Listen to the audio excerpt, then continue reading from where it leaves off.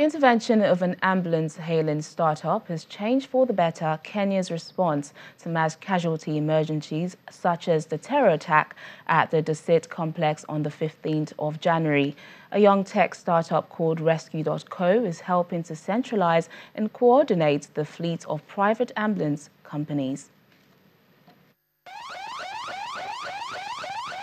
On January the 15th, Kenya's emergency services were scrambled to respond to an ongoing terror attack at the Dusit Hotel complex in Nairobi. In some parts of the world, people take such a response for granted, but in much of Africa, there is no functional centralized 911 type response.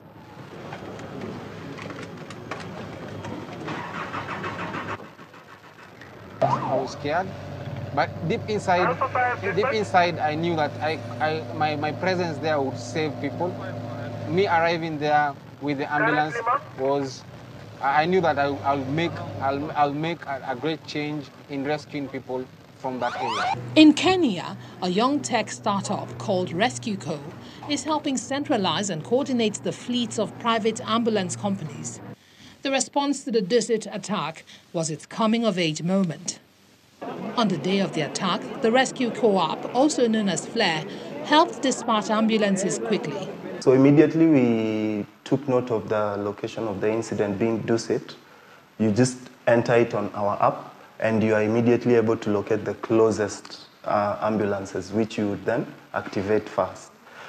In addition, you're also able to take note of the facility capabilities.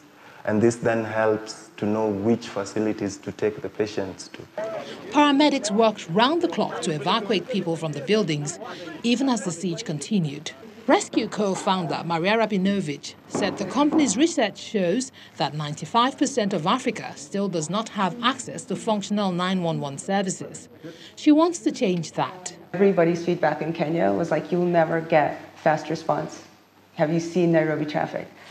And while I have been stuck in traffic in Nairobi many times, and it's really bad, what you get from having location data of the responders in real time, as well as information about traffic from things like the Google API, you actually can send the right responder, even if they're not technically the closest one. They're the ones with the closest ETA, the closest estimated time of arrival. The company is now moving into fire and security response and looking to expand its services into East Africa and beyond.